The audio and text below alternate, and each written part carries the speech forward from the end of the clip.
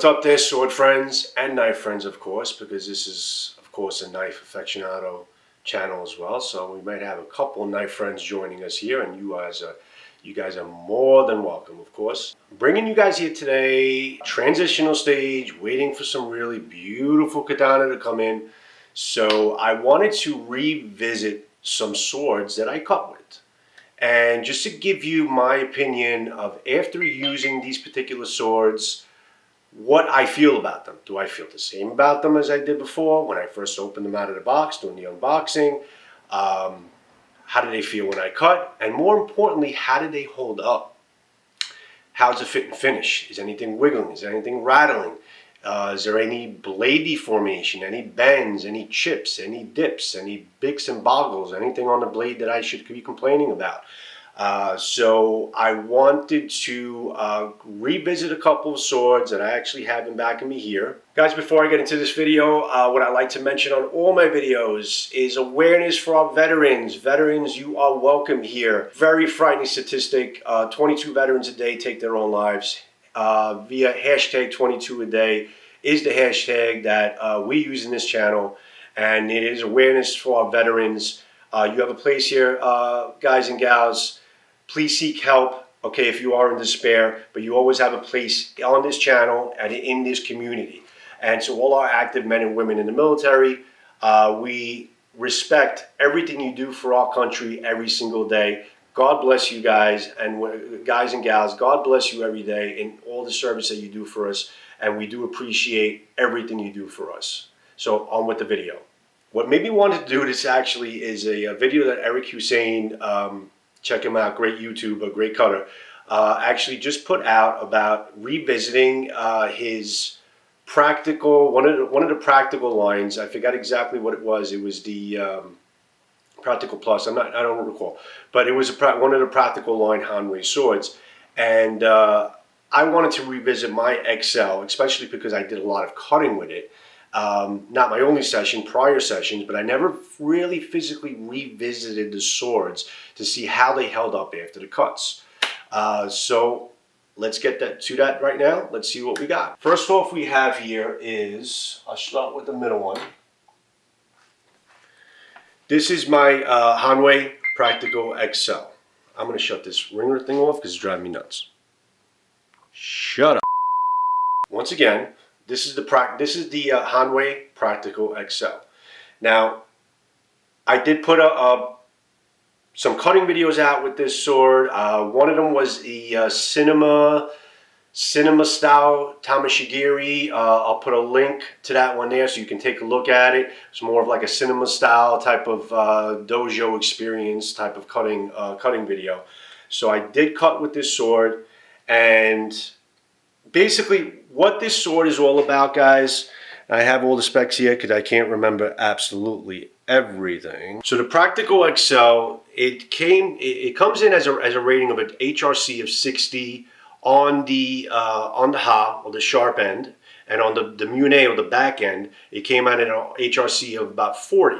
The actual steel is 1566 high carbon steel. Now this is a particular steel that Hanwei offers specifically for this particular practical line, and it may be on all of them. They may differ depending on which practical line you have, but I know for sure they've been producing the 1566 high carbon steel in all of their Practical XL lines. So let's take a closer look at it, shall we? Once again, guys, there was a full video I made on the Practical XL. You can take a look at that also in my catalog of videos.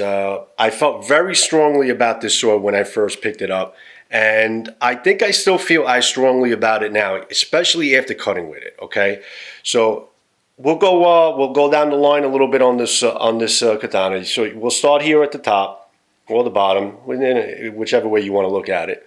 So you have the kashira. Okay, kashira. The pieces on this line are very plain, Jane, simple. Okay. Practical XL, it's a practical katana, okay? Very plain hammered iron, okay? It's got a little bit patina going on, a couple of markings from use, but I really like that worn look and feel of this. Now the important part of this is the fact that There's no wiggle.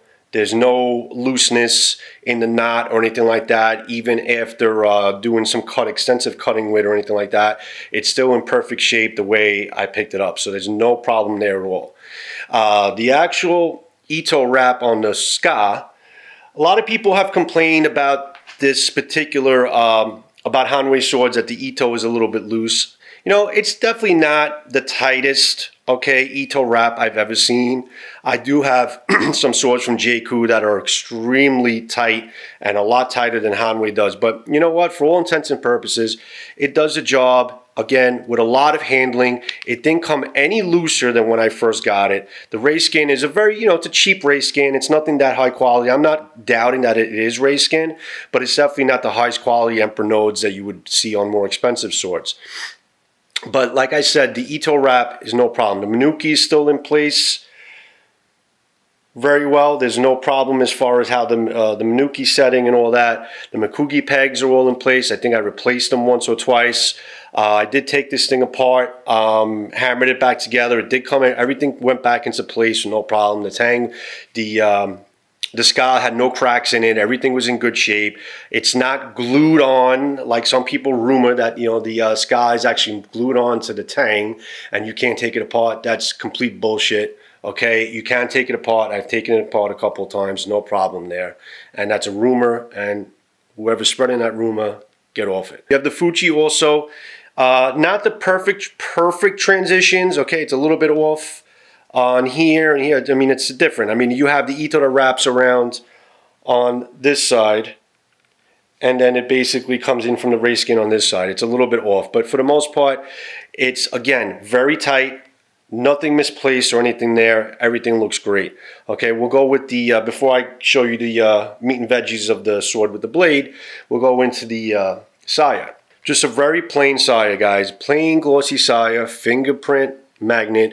The Sageo is, you know, it's not the best Sageo in the world, but it's pretty good. I mean, it holds its own. It's a little thin. It's not thick Sageo, but again, guys, you're paying, you know, with it's a sub $300 sword, and it's a lot of sword. I mean, it's a beast of a sword.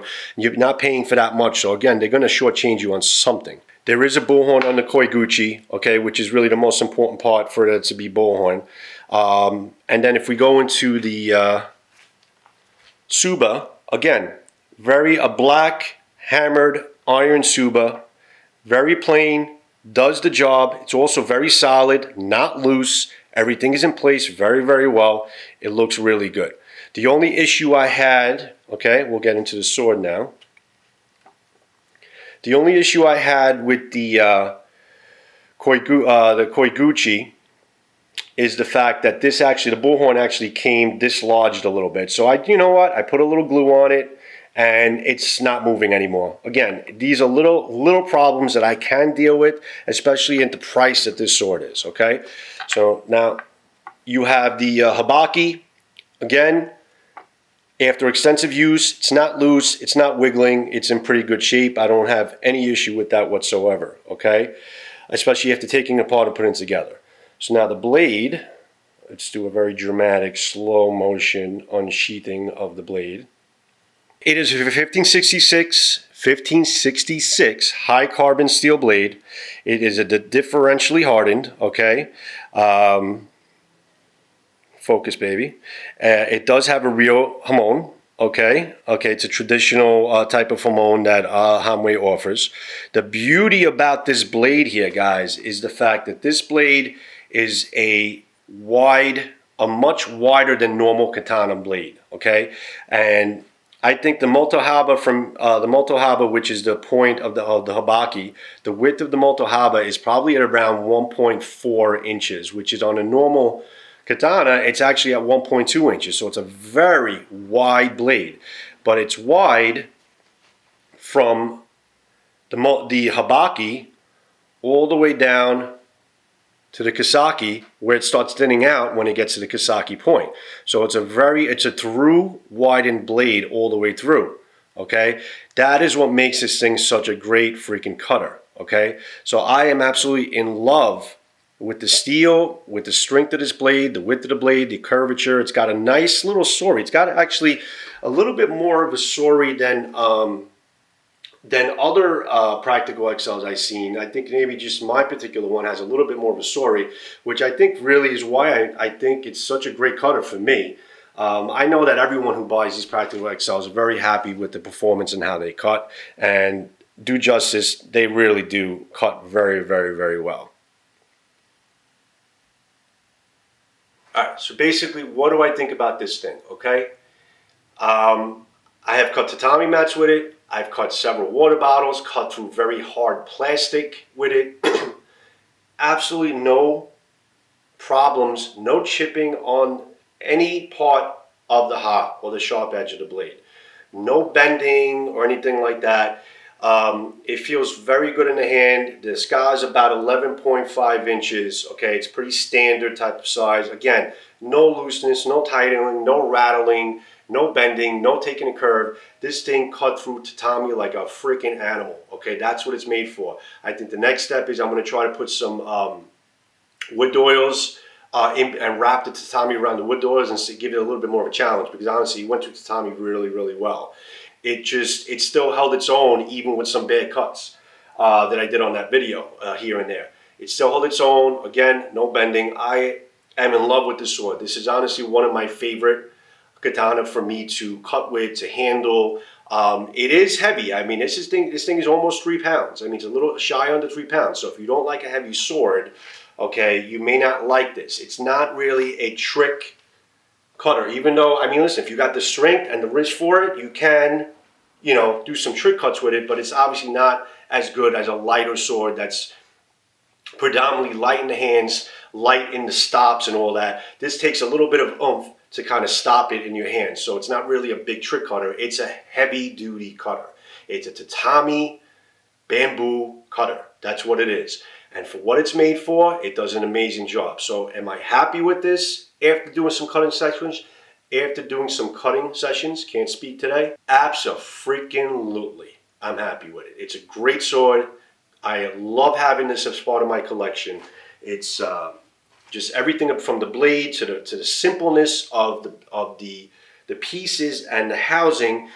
And I said this before, it kind of reminds me of what a katana used to look like in feudal Japan. Okay, very plain, you know, assembly line type of thing out of their forges, and you know, hand it to your warrior and basically go out and go kill something. All right, that's what it's all about. That's not what I suggest you guys do today. We're doing tamashigiri today, so understand that. I'm not influencing you guys to go out and hurt anybody with these things, because you could definitely hurt somebody and hurt yourself. So, loving the Practical XL. Okay, after cutting and after using it for about a year now, it's still just as good as when I opened it. Okay, even after taking it apart several times and cleaning it, everything went together well, no looseness, it's 100% fine. So that's my take on the Practical XL. My next favorite Hanwei, it's probably my favorite handling katana at this point, the Hanwei Raptor Unokubi Zukuri architecture. Again, I did a very extensive video. I think I did 2 videos on this sword and a couple cutting videos. I'll leave you some links also for that for you to be able to see that. So this has a little bit of a longer suka here. Okay, it's about 13 inches. Okay, again, it's a battle wrap type of Ito wrap here. That's what they call it. It's got, it's a little bit wide here, but it's very thin here. So your hands kind of just really get, you know, surround the suka or the ska very, very well. So I have absolutely no problem in holding this, okay, even though it's a little bit wide on this side, on the flat end of the handle. The Ito wrap, again, same, you know, Hanwei problem, not as tight as you want it to be, but still does the job and serves the purpose, okay? This, the Raptor series has a little bit more embellishments here. The Hanwei Raptor has a little bit more embellishments, okay? It's got some eagle accents here. It's a raptor. It's a basic bird of prey. I mean, that's the theme of the Raptor series, okay? You have the Suba, which is a little bit thinner than the Hanwei Practical XL, but it's still very solid. Again, you have a bird of prey, you have a raptor on the Suba as well. You got feathers. Minuki, You have like little golden feathers that are not moving. I mean, they're pinned in and glued in. I mean, they're not moving at all. One on each side here, obviously. Okay, it's a very pretty looking sword. Okay, the saya is Hishime. It's like a matte saya. Okay, which I'm a very big fan of. No fingerprints, very smooth. Okay, it always looks like it's in great shape. I love the paint job of this saya. It's just very sleek looking. It fits the whole theme of the sword. So if we get into the blade, which you guys are most interested in, again, it's in the Unokubi Zukuri architecture, okay? If you don't know what that is, look at my video and I'll tell you what it's all about. I just don't have time to explain it all here now. See the diamond at the Kasaki, how everything comes into a diamond and it kind of tapers from the middle in, and then it gets thicker on the side. I mean, it's just, you know, just take a look at my video. You can see what the Unokubi Zukuri, what's the beauty of that architecture and the history of it in one of my videos, which I may have a link for as well.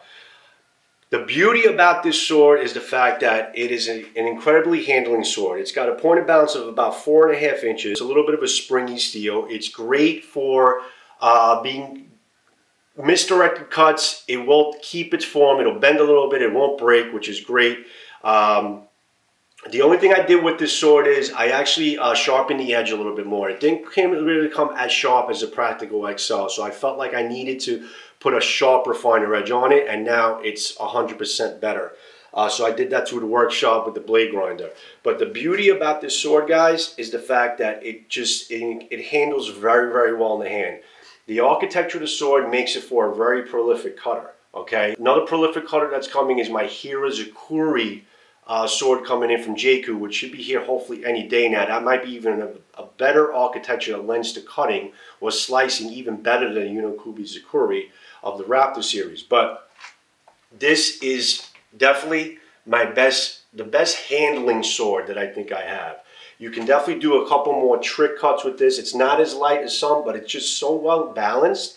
Even though the sky is actually as long as it is at about 13 inches, it's pretty damn long.